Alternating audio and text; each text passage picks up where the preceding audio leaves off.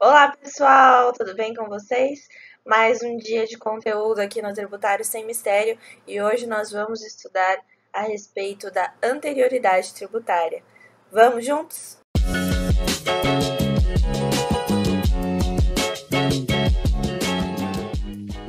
Bom, vamos lá. Então, vamos estudar sobre a anterioridade tributária. Se você está chegando agora por aqui, é importante para situar você que nós estamos estudando já há algumas semanas as limitações constitucionais ao poder de tributar que estão lá, a sua maioria, no 150, no artigo 150 da Constituição Federal, tá? Hoje o tema é anterioridade tributária, mas você pode conferir os outros vídeos já gravados aqui no canal, ok? Então vamos lá. A anterioridade, já de início para vocês, é importante ter em mente que existem dois tipos de anterioridade. A anterioridade que é chamada de anterioridade comum, e alguns na doutrina chamam de anterioridade anual, ou apenas anterioridade do exercício, ou apenas anterioridade. E a outra anterioridade que é a chamada de nonagesimal, tá? Ou noventena para alguns na doutrina. Mas é importante você já ter de início essa noção que existem os dois tipos de anterioridade e que nós vamos estudá-la em um primeiro momento separadas, mas depois, na prática, nós vamos verificar como que são aplicadas conjuntamente, tá bom? Hoje eu não estou no quadro, como geralmente eu apresento os conteúdos para vocês, porque eu trouxe algumas tabelinhas aqui que seriam mais interessantes mostrar diretamente no computador, tá bom? Então vamos lá, anterioridade comum. Sem prejuízo de outras garantias asseguradas ao contribuinte, é vedado à União, aos Estados, ao Distrito Federal e aos municípios cobrar tributos no mesmo exercício financeiro em que haja sido publicada a lei que os instituiu ou aumentou. Então, vamos ressaltar algumas coisas bem importantes aqui, tá? Deixa eu pegar um marca-texto. Vamos lá. Exercício financeiro. Na sua cabeça precisa estar muito clara a noção de exercício financeiro, que é o período que vai de 1º de janeiro até o último dia de dezembro, dia 31. Desculpem. 1º de janeiro a 31 de dezembro. Então, isso vocês têm que ter em mente, que é o que em direito tributário nós chamamos de exercício financeiro. Veja que o período em que eu vou começar a contar a anterioridade é da publicação da lei.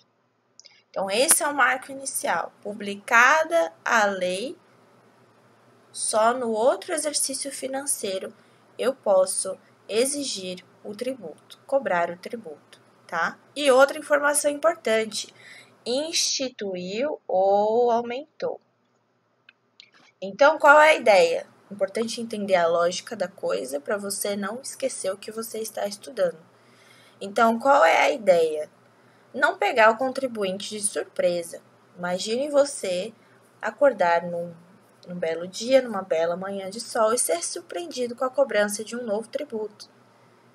Veja, o seu patrimônio não estava esperando, né, mais um tributo dos tantos que nós já efetuamos o pagamento.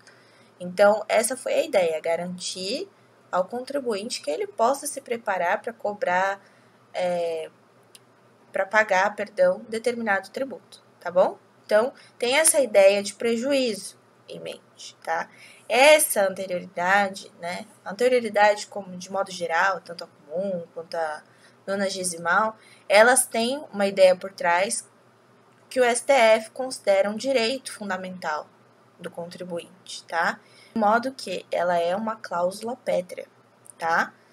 Então, tem essa ideia de prejuízo em mente, o STF editou uma súmula.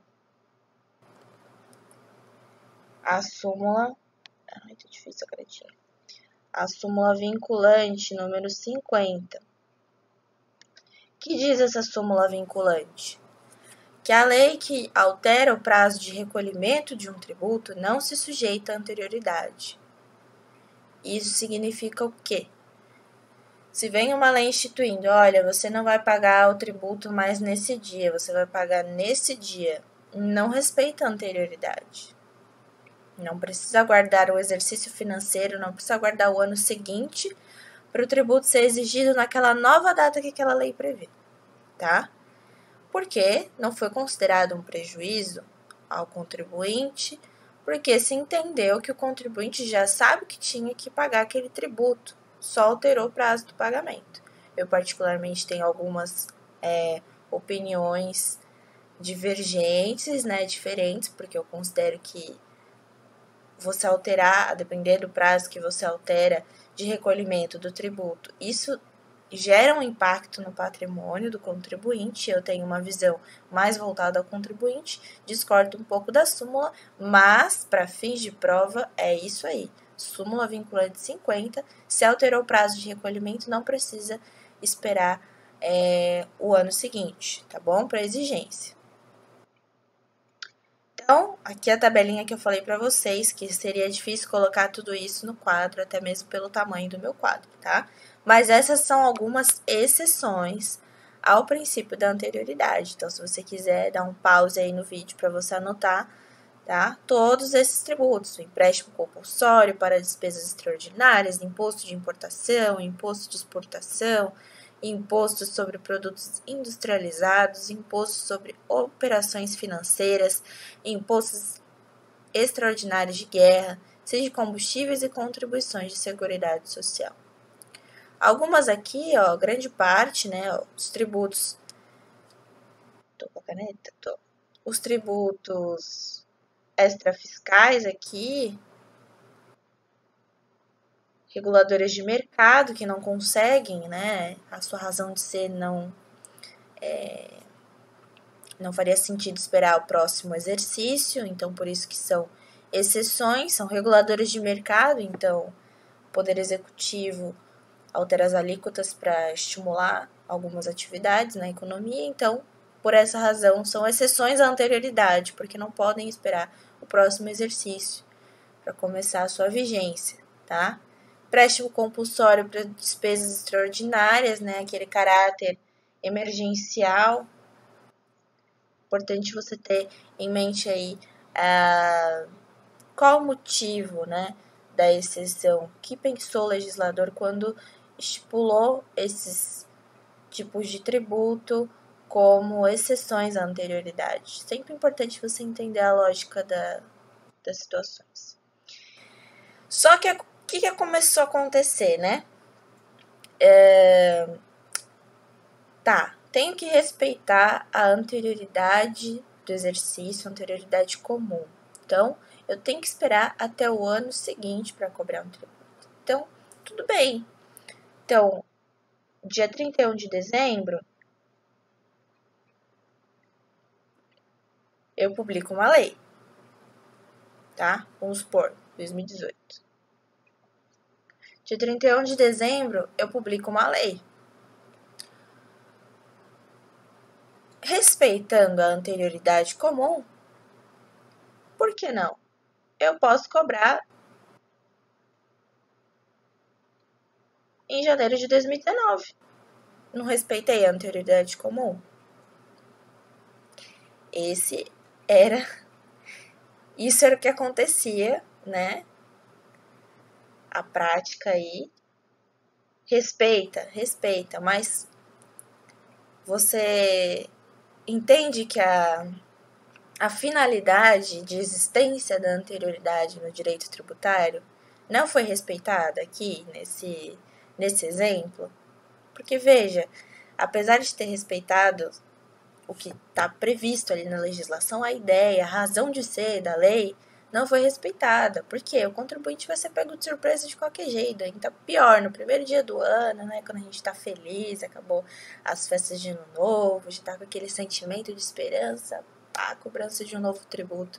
Não dá, por isso que apareceu a anterioridade nonagesimal.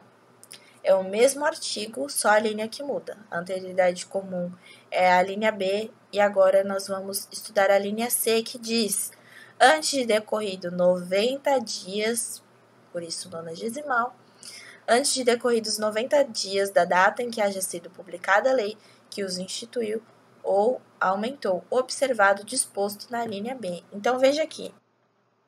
É a mesma ideia. 90 dias, contados da publicação da lei, que institui ou aumenta, né, aquela noção de prejuízo, só que aqui, ó, observado o disposto na linha B.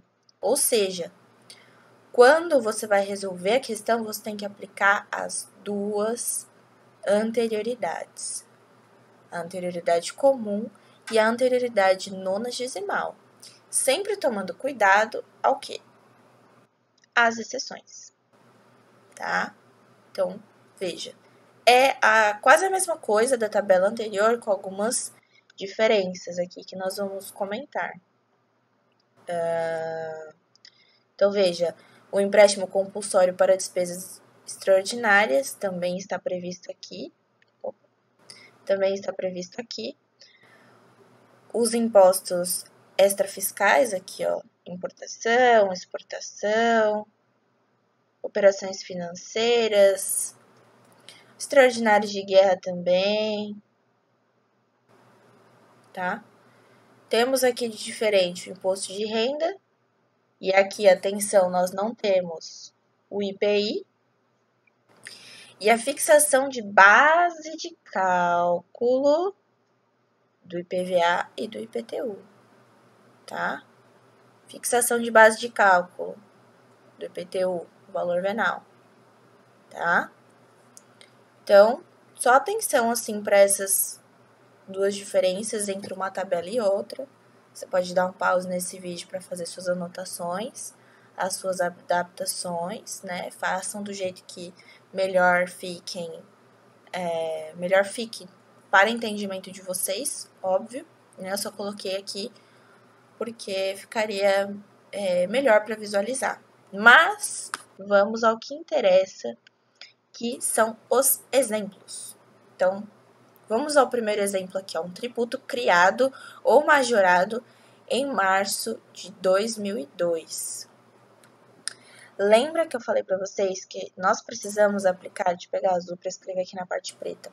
Lembra que eu falei para vocês que a aplicação da anterioridade tem que ser conjunta, tanto a comum quanto a nonagesimal. Então, como você faz? Ó, março de 2002.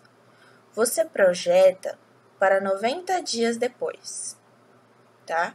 Então, se eu projetar março de 2002 para 90 dias depois, vai dar mais ou menos abril, maio, junho de 2002.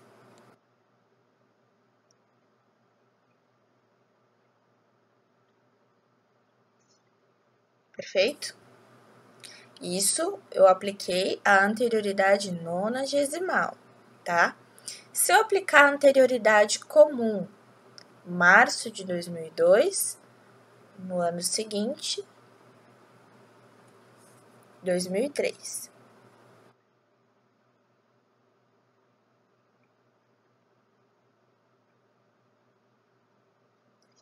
Janeiro de 2003. Ok? Qual prazo é maior? 2003. Então, essa será a incidência desse tributo que foi criado e majorado em março de 2002. Tudo bem? Perfeito. Então, janeiro de 2003. Essa vai ser a data em que será exigido esse tributo. Perfeito. Então, janeiro de 2003. Esse vai ser o período em que o tributo será exigido. Esse tributo criado e majorado em março de 2002, tá? Agora, um importante exemplo com relação à medida provisória. Lá no artigo 62, não foi o número do artigo aqui, mas eu vou colocar aqui, é o 62, tá? Da Constituição. No parágrafo 2º diz, medida provisória que implique instituição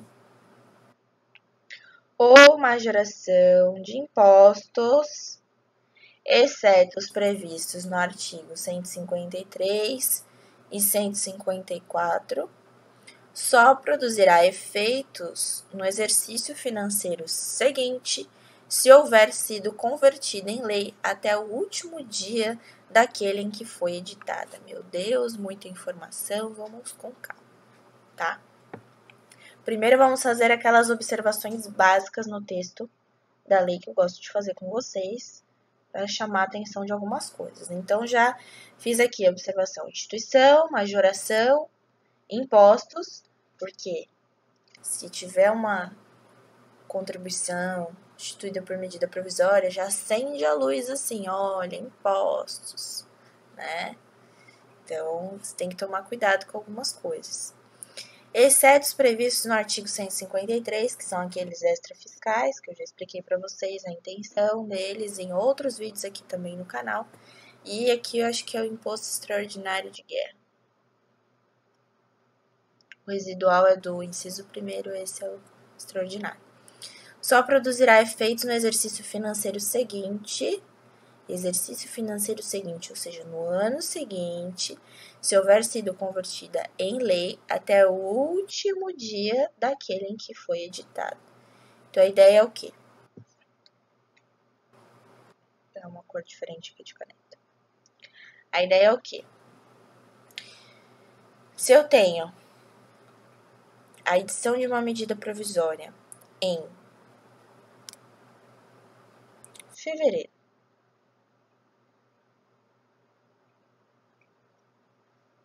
de 2018, ela tem que ser convertida em lei até o último dia de 2018, né? Aqui é a MP, a medida provisória. Aqui já é lei. Final de 2018. Ela tem que ser convertida em lei até o último dia daquele em que foi editada, 2018, para poder produzir efeitos em 2019. Tá? Então, ela tem que ser editada e convertida em lei naquele mesmo exercício, pelo menos até o último dia, para poder ser exigida no exercício financeiro seguinte. Então, veja, o marco é a conversão em lei. Se não foi convertida em lei, não vai ser exigida no próximo exercício financeiro. Sempre projetando para o próximo exercício financeiro. Trouxe exemplo abaixo para a gente deixar a coisa muito clara na cabeça. Então, vamos ver. O ITR, que foi aumentado por medida provisória, publicada em setembro de 2016.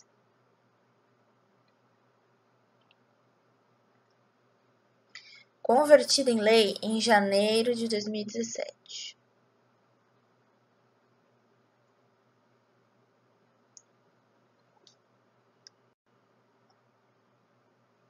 Aqui é MP, ali é a lei, tá? Então, publicada em setembro de 2016, convertida em lei em janeiro de 2017, em razão da prorrogação da medida provisória. Qual a data de exigência? Qual a data de exigência? Vamos lá. Só produzirá efeitos no exercício financeiro seguinte se houver sido convertida em lei até o último dia. Então, só produz efeitos no exercício financeiro seguinte se houver sido convertida em lei no mesmo exercício. Quando foi convertida em lei? Janeiro de 2017. Então, a vigência dela não será em 2017, será em janeiro de 2018. Ok? Janeiro de 2018. Outra coisa, eu olhei ali no ITR e lembrei de uma importante questão. E aí eu não estou falando da questão da medida provisória. Estou dizendo da questão aqui, por exemplo, desse exemplo aqui. Tem que tomar cuidado qual o tipo de tributo que a questão vai te dar, tá? Por exemplo, o ITR, o IPTU, o IPVA, né, que geralmente eles são lançados, cobrados no início já do ano. Se tem alguma lei que aumenta, né, modifica alguma coisa na cobrança, e a vigência dela, aplicando as duas anterioridades, derem um período anterior ao início do ano seguinte, né?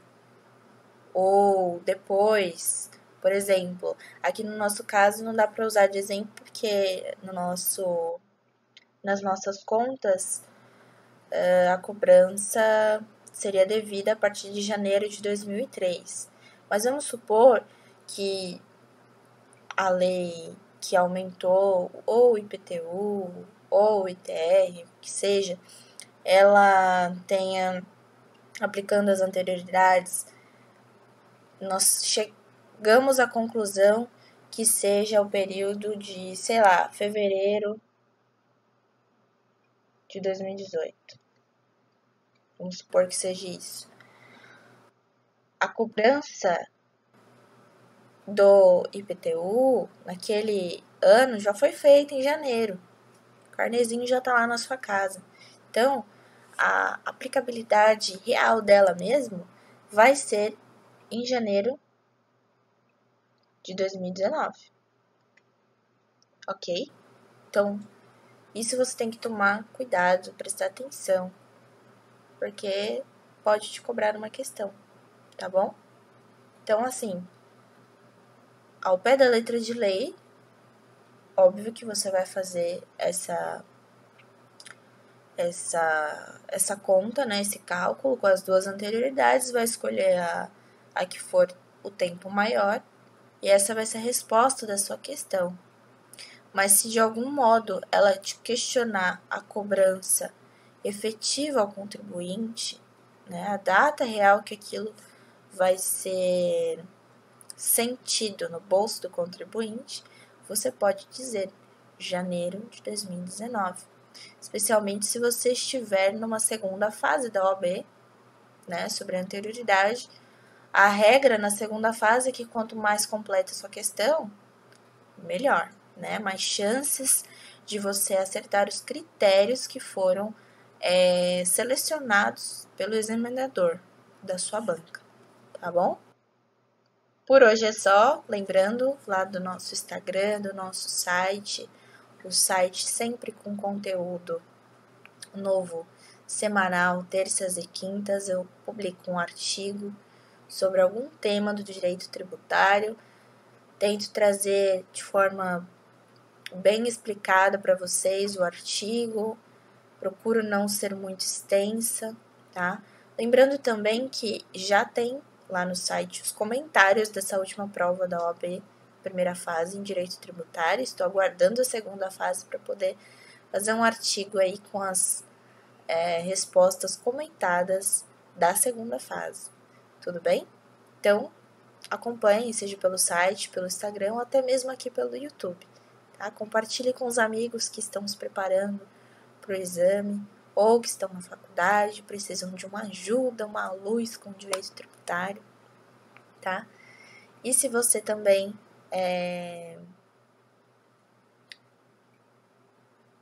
esqueci o que eu ia falar. É isso, pessoal. Muito obrigada por mais um domingo na companhia de vocês. O conteúdo aqui é feito com muito carinho, de modo muito especial a todos vocês. E eu espero vocês lá no meu site, no formulário de contato. Se vocês tiverem alguma dúvida de algum conteúdo, pense que a sua dúvida pode ser a dúvida de muitos, tá bom? Um beijo no coração, muito obrigada. Tchau, tchau.